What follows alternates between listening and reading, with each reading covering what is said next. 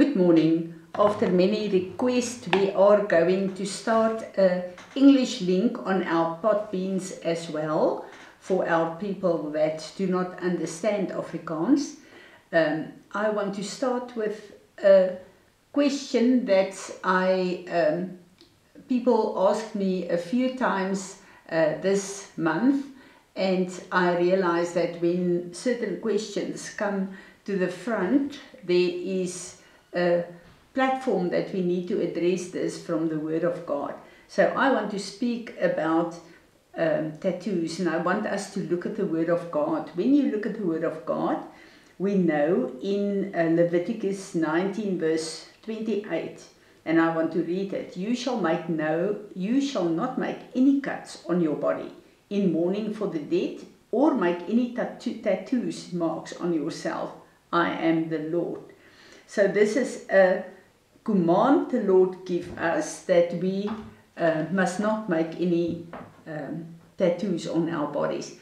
Let's look at why. What is happening when we do a tattoo, and what is going on in the spirit. Now, when we look at sacrifices from the Old Testament, and when we look at the occultic side, there is always sacrifices where blood is needed. Why blood? Because in Leviticus, the scripture that the Lord says, Leviticus 17 verse 11, the life of every living thing is in the blood. And that is why the Lord has commanded that all blood be poured out on the altar to take away people's sins. So this is why they use the animal blood. And when you look at the different occultic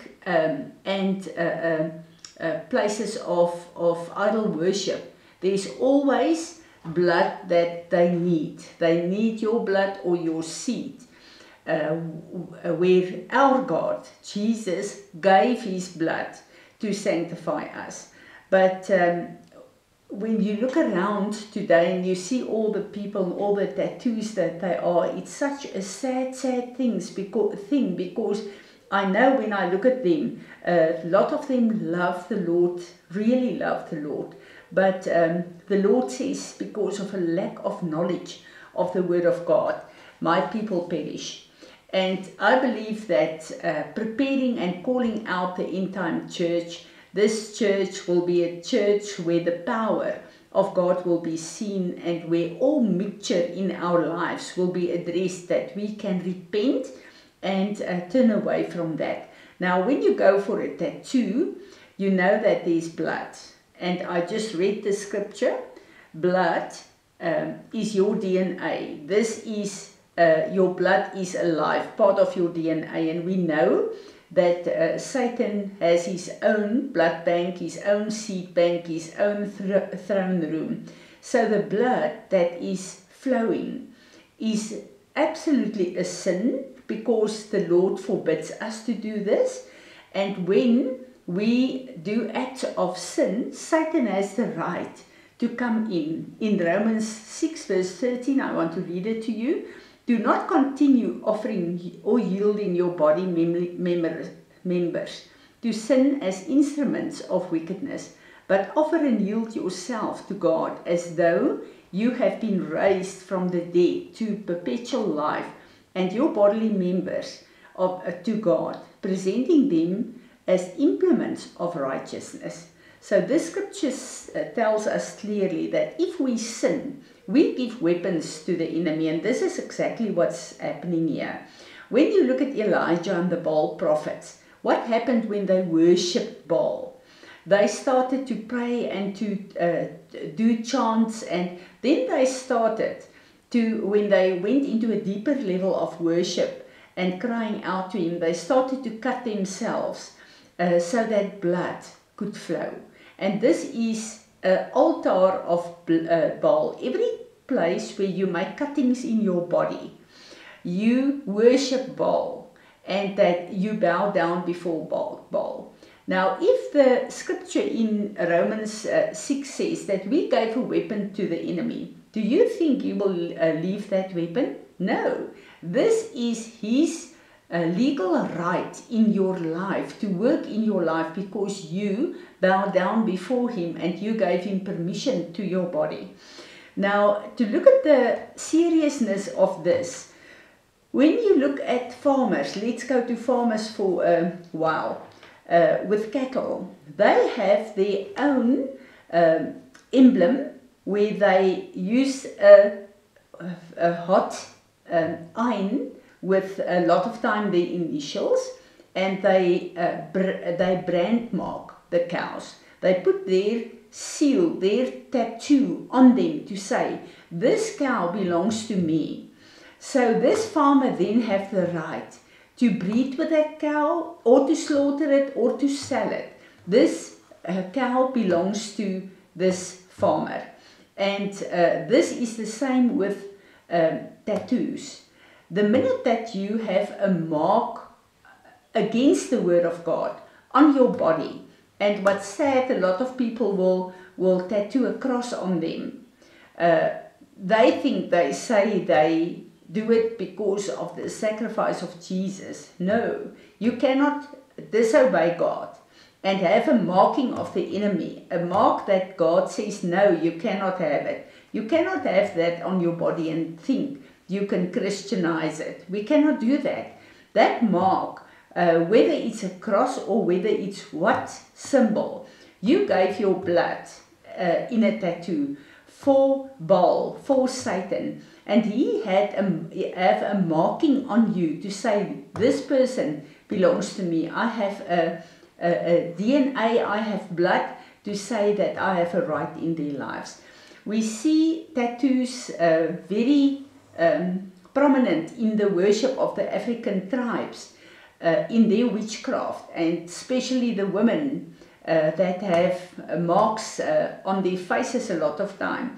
You see the men with their war paint, and when we minister to African people, a lot of times when the Sangomas will do rituals on them, they will make cuttings on their arms or on their foreheads or on their faces or wherever, where they rub in ash from burnt wood as a gateway and a sign on that person's life.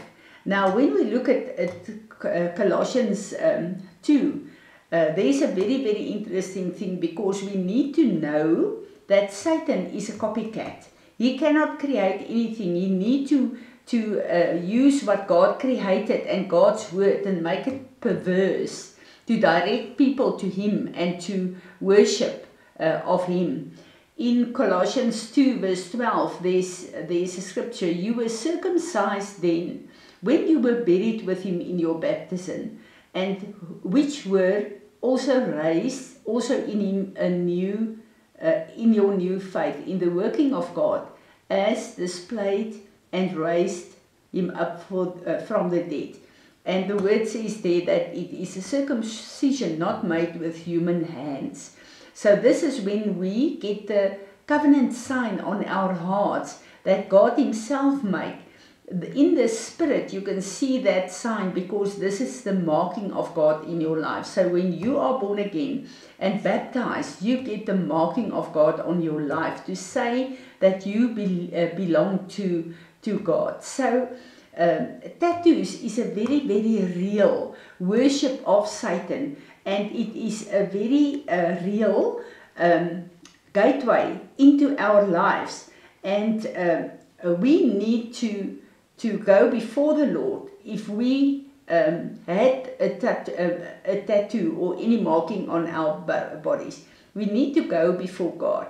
When we have the knowledge of the word of God and we are convicted of the sin of tattoos, we need to go before the Lord and ask his repentance, and really repent and ask him to come and seal off the markings on your body, and that he will remove the blood from the blood bank and the DNA bank of the enemy, and that you make a decision again, the covenant that Jesus said in the New Testament. You need to know that a tattoo is a covenant with Satan. Then we can, in the New Testament, Jesus came and say, I want you to love me with your whole mind, your whole heart, with everything in you, your whole body. So this is a place where Jesus said, I died to have you, your soul, body and your spirit, to belong to me. So the only marking on us can be the marking of our baptism through our baptism, the circumcision of the heart. That's the only mark that our bodies can carry. And then we need to repent and ask the Lord to remove this and to please seal it off. And to remove the blood and the DNA from the altar of the enemy. This is so important for us to do this and to know that we belong to God, soul, spirit and body. And we also need to pray into a very, very important thing here. When we give our blood and our DNA to Satan, we have sold out our future generations, because the DNA is what our generations also carry. So we need to make sure that we ask the Lord that every curse that is upon you, that He will break this by the power and the cross of Jesus Christ into your generations to come. It's so important for us to understand that and to know that we are also dealing with our generations to come. You know, a very important place is in Hebrews 7, I think it is, where God is speaking about the tithe. And He said that when Abraham tithed to Melchizedek in Genesis 12, Levi also tithed. Levi was 4 generations away from Abraham. What Abraham did, because tithing is to say, Lord, I am in a covenant with you. So when Abraham did that, Levi also tithed, said the word of God. But the same power, when we allow the enemy to have a legal right in our lives, is also then a principle. If we do not cancel these things, repent and humble ourselves before God, this will affect our generations to come as well. So I really pray that the Lord will speak to you, and I want to end with another shocking one for us as women. There is a place where women go to beauty salons to get their eyebrows tattooed. I'm sorry, but that is also a tattoo, and that blood that flows there is also not right.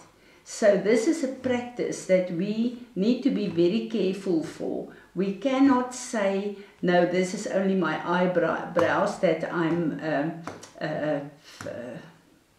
doing in a tattoo, and this is right. No tattoo is right according to the word of God.